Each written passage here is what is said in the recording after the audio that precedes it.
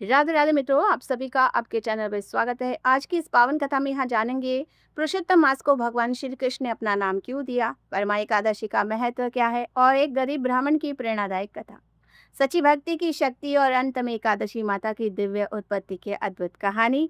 तो वीडियो को अंत तक अवश्य देखिए, क्योंकि आज की कथा आपके जीवन में सकारात्मक परिवर्तन ला सकती है। राधे राधे बोलिए। आइए कथा आरंभ करते हैं। प्राचीन समय में एक अधिक मास उत्पन्न हुआ। सभी 12 महीनों में अपने के स्वामी थे, लेकिन इस अधिक मास का कोई स्वामी नहीं था और इसी कारण लोग इसे तिरस्कार की दृष्टि से देखते रहे। कोई शुभ कार्य इसमें नहीं करता था। वह अधिक मास अत्यंत दुखी होकर देवताओं के पास गया, लेकिन किसी ने उसकी सहायता नहीं की। अंततः वह भगवान विष्णु के धाम पहुंचा और विनीत करते हुए बोला, प्रभु, संसार मुझे अपवित्र और निसफल मानता है, मेरा कोई सम्मान नहीं करता। भगवान विष्णु को उस पर दया आ गई। उन्होंने कहा, आज से मैं तुम्हें अपना नाम देता हूँ, तुम पुरुषोत्तम मास कहलाओगे और जो भी इस मास में भक्ति, जप, तप, दान और एकादशी व्रत करेगा, उसे अनेक गुना पुण्य प्राप्त होगा। तभी से यह मास पुरुषोत्तम मास कहलाया। शास्त्र में कहा गया, इस मास में किया गया एक छोटा सा सत्कर्म भी कई गुना फल देता है। जो व्यक्ति इस मास में भगवान कृष्ण का नाम जपता है, गीता का पाठ करता है, एकादशी का व्रत करता है, उसके जीवन में सुख और शांति का आगमन होता है। आप सुनिए परमा एकादशी की महिमा। पौराणिक कथा। महाभारत काल में धर्मराज युधिष्ठिर ने भगवान श्री कृष्ण से पूछा, हे प्रभु, अधिक मास में आने वाली परमा एकादशी का महत्व क्या है? तब भगवान श्री कृष्ण ने कहा, राजन, ध्यान पूर्वक सुनो। प्राचीन समय में कालप्रिय नगर में सुमेध नाम का एक ब्राह्मण रहा करता था। वे अत्यंत गरीब था। उसकी पति पतिव्रता और धर्मपरायण थी। घर में कई बार भोजन तक नहीं होता था, फिर भी वह भगवान पर अटूट विश्वास रहा करती थी। एक दिन उसकी स्थिति देखकर महान तपस्वी कौंडल्य ऋषि उनके घर आए और दोनों ने श्रद्धा से उनकी सेवा की।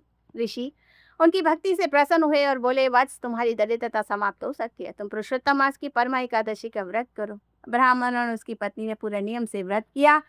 एकादशी के दिन उपवास रखा, भगवान विष्णु का पूजन किया और रात्रि जागरण किया। कुछ समय बाद उसके जीवन में सुख और समृद्धि आने लगी। दरिद्रता समाप्त हुई और इन्हें सम्मान प्राप्त हुआ। अंत समय में दोनों को विष्णु लोक की प्राप्ति हुई। जैसे कहा गया है, परमा एकादशी का व्रत भक्त के जीवन की बाधाओं को दूर करने वाला माना गया है। आप सुनिए सच्ची भक्ति की एक अद्भुत कहानी। एक गांव में एक ब्राह्मण रहा करता था। वह प्रतिदिन भगवान का स्मरण करता था और उसके पास न धन था न वैभव, लेकिन उसकी श्रद्धा अटूट थी। लोग उसे साधारण व्यक्ति समझते थे। एक दिन भगवान ने उसकी परीक्षा लेने का निश्चय किया। भगवान एक व्रत साधु का रूप धारण करके उसके घर पहुंचे। ब्राह्मण ने अत्यंत प्रेम से उनका स्वागत किया।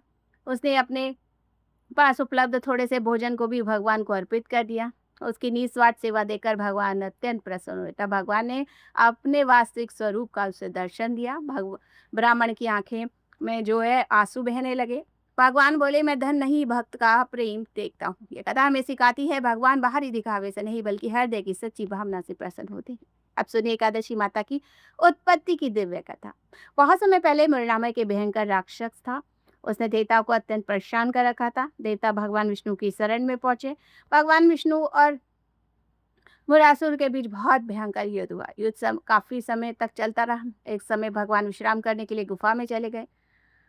मुरासुर भी उनका पीछा करता हुआ वहां पहुंच गया। जैसे ही भगवान पर आक्रमण करने वाला ही था कि उसी क्षण भगवान के शरीर से एक दिव्य कन्या प्रकट हुई और उस कन्या का तेज सूर्य के समान था। उसने मुरासुर का वध कर दिया।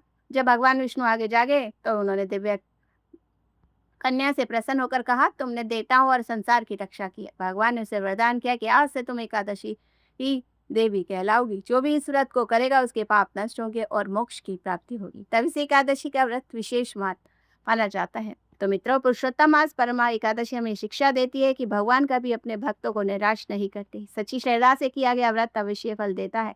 दान, सेवा, भक्ति जीवन को पवित्र बनाती है। भगवान को धन नहीं, सच्चा प्रेम प्रिय है।